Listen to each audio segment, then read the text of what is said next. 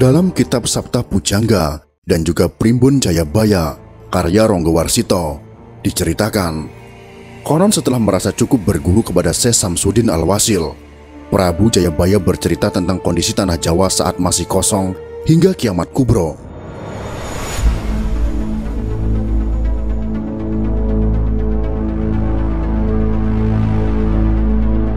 Cerita itu ditulis dalam kitab Musarar yang menjadi babon buku Jangka Jayabaya. Menurut apa yang diceritakan dalam kitab tersebut, pada suatu hari Sri Sultan Al-Gabah, seorang raja di Pusrah Persia, sebelah utara dari tanah Arab, termasuk dalam lingkungan Turki Azi, tiba-tiba menerima perintah gaib untuk mengisi tanah yang masih kosong.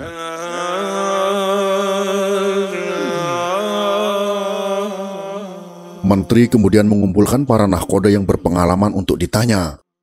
Hingga akhirnya dapat keterangan bahwa di sebelah timur laut Hindustan, yang berjarak kira-kira perjalanan 40 hari dan 40 malam berlayar, ada sebuah pulau panjang dan mempunyai lebih dari 20 gunung tinggi dan dikelilingi ratusan bukit beraneka warnanya.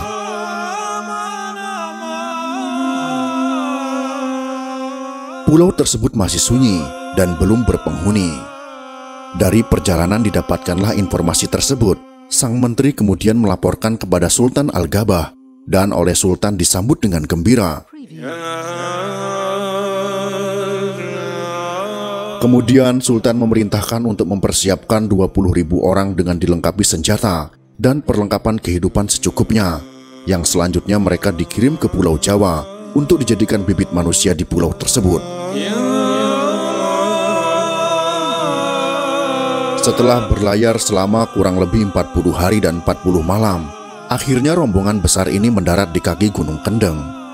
Menurut penanggalan Romawi, waktu itu adalah tahun 437.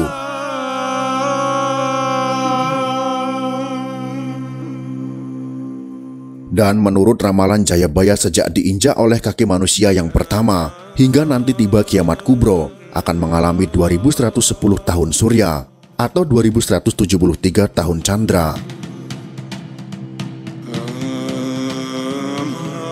Waktu rombongan pertama memasuki tanah Jawa ini, keadaan Pulau Jawa masih sangat sunyi dan angker. Dari 20.000 pendatang itu, yang rencananya dibuat bibit manusia di tanah Jawa, akhirnya hanya tersisa 20 orang saja yang masih hidup. Sisanya mati karena penyakit dan dimakan oleh binatang buas. Zaman itu menurut ramalan Jayabaya dinamakan zaman Sangkala atau zaman merajalelanya penyakit dan binatang buas. Sebanyak 20 orang sisanya itu kemudian kembali ke Persia dan melaporkan kejadian kepada Sultan.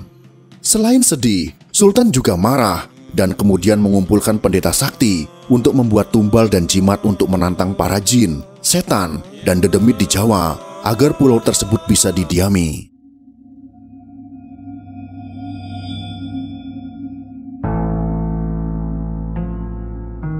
Selanjutnya sang sultan kembali mengirimkan 20.000 orang lagi dari golongan bangsa Keling, Kandi, dan lain-lain sebagainya. Mereka dibagi menjadi 20 rombongan.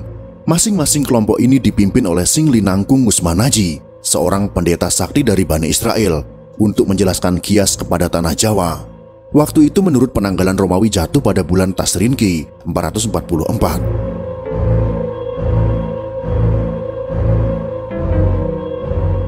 Setibanya di tanah Jawa, Singli Nangkung Usmanaji segera menanam tumbal dan jimat di 4 penjuru arah mata angin, serta lagi di bagian tengah.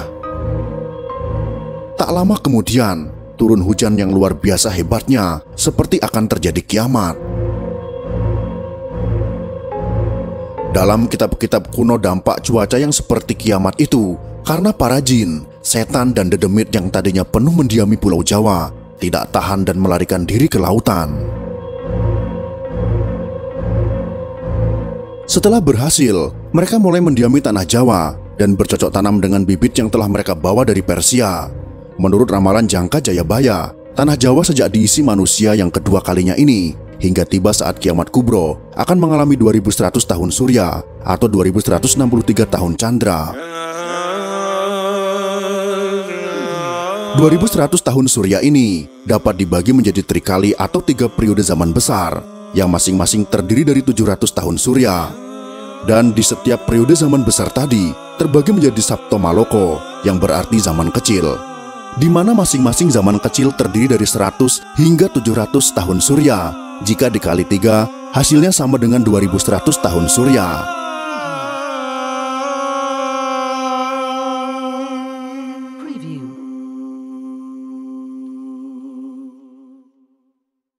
Cerita ini hanyalah dongeng yang kebenarannya tidak bisa dipertanggungjawabkan, sehingga hanya sebagai bahan pengetahuan saja bahwa ada cerita sejarah versi yang sangat unik ini.